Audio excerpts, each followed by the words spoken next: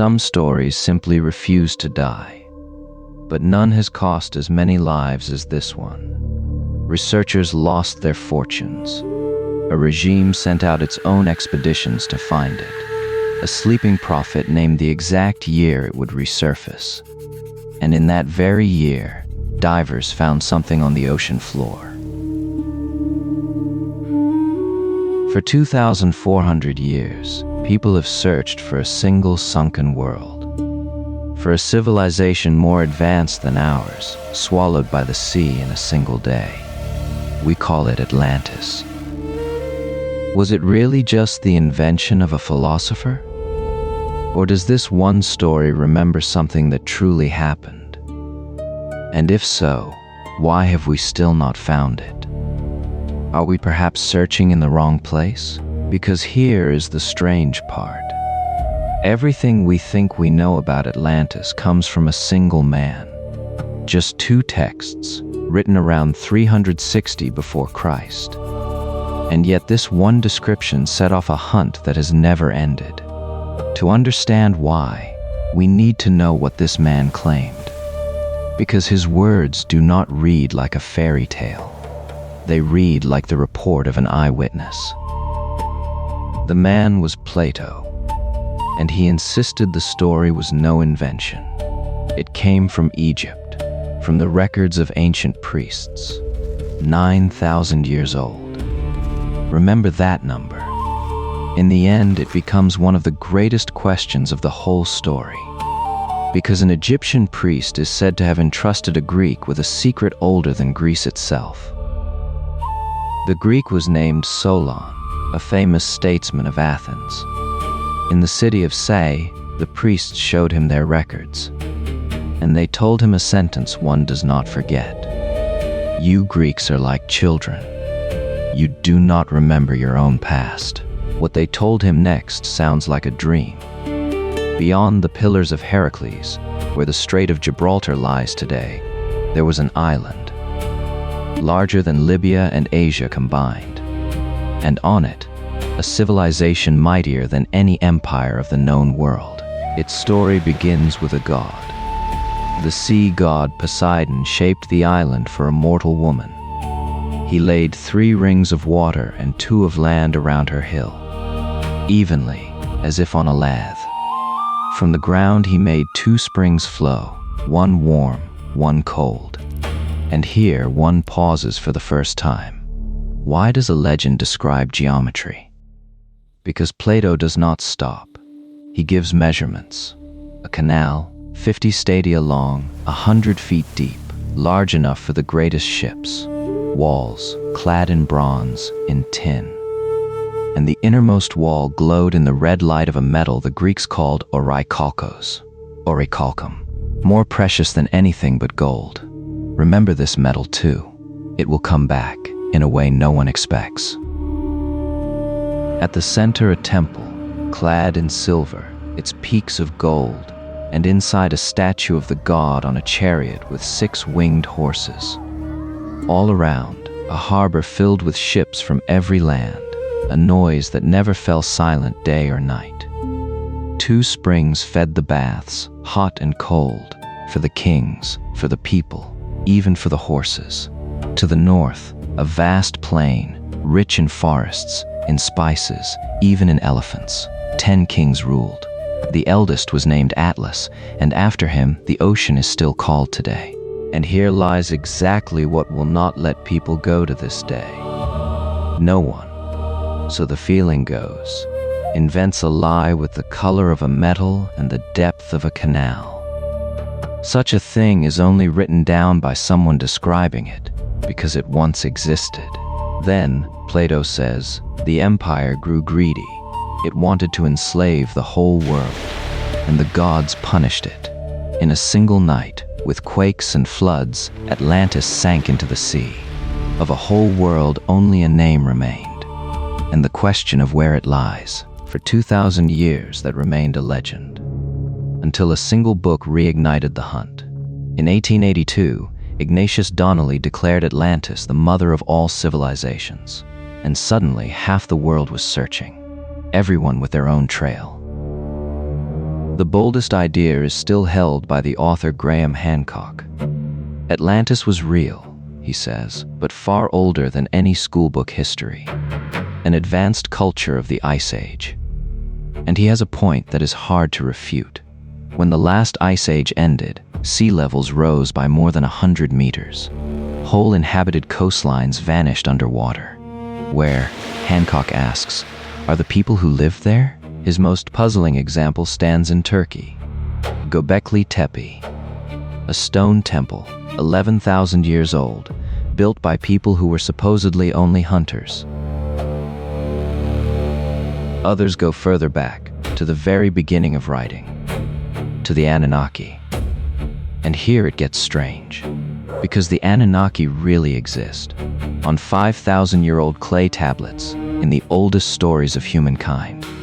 Believers point to certain tablets, to seals that look like star maps, to texts in which man is created from clay and beings descend from the sky. The author Sitchin saw in them the trace of an alien race that once came from the heavens.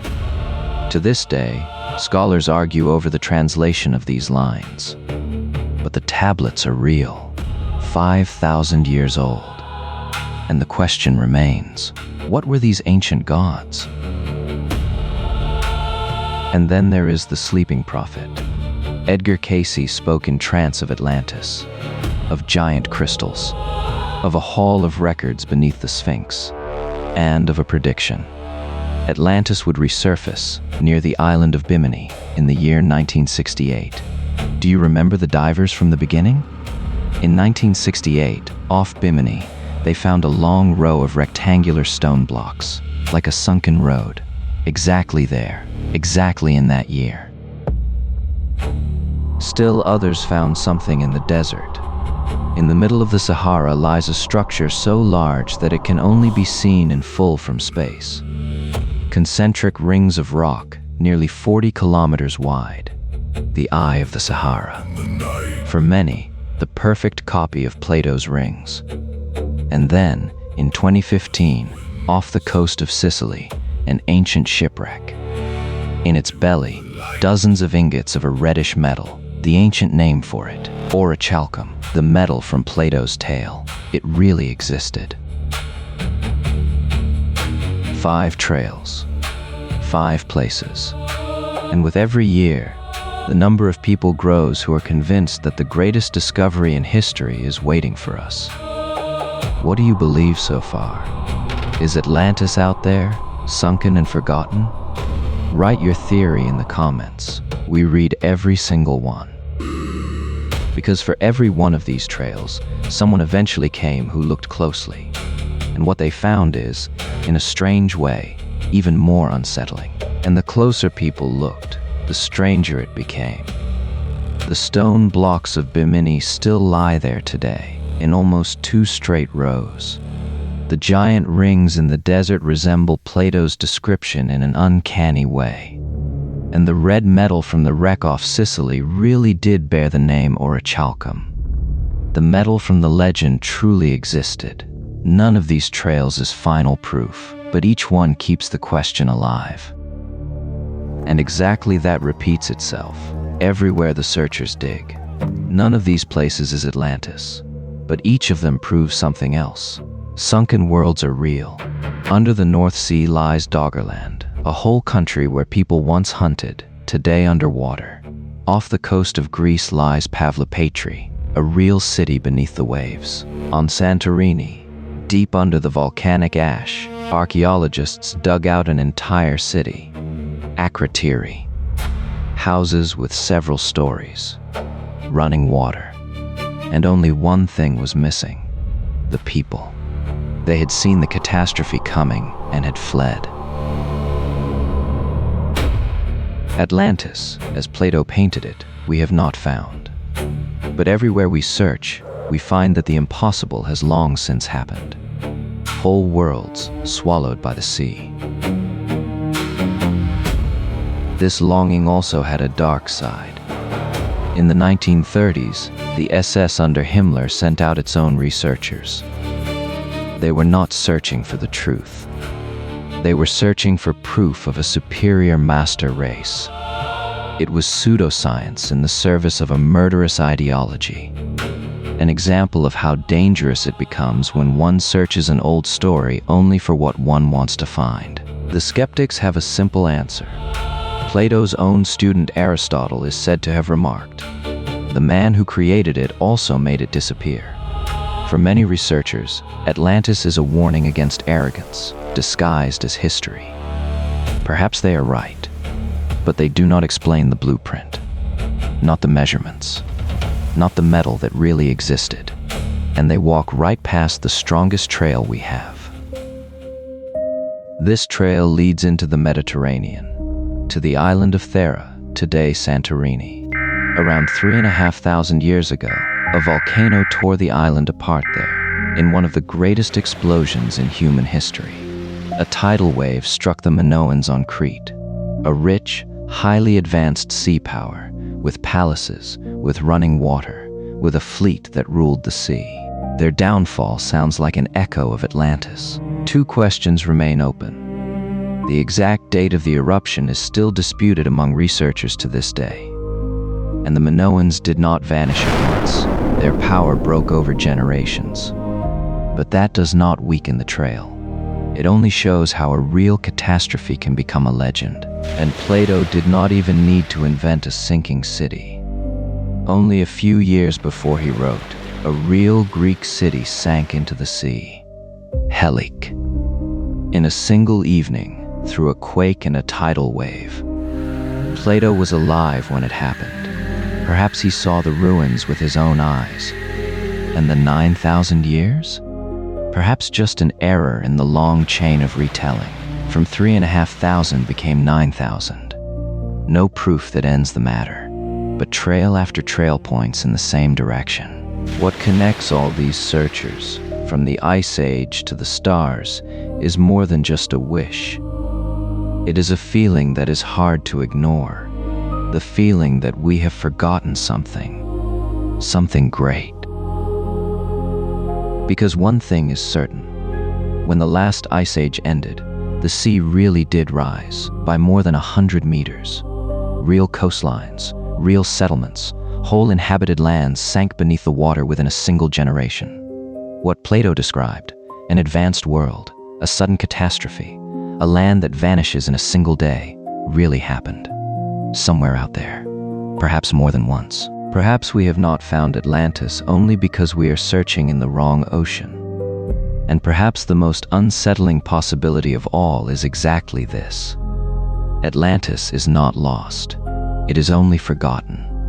And it still lies there, somewhere under the water, and waits. The priests in Sais said to Solon, "You do not remember."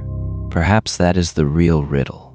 Not where Atlantis lies, but how much a whole world can forget, and how quickly our own cities could one day be nothing but a word that someone in the distant future argues about. Some riddles are never solved.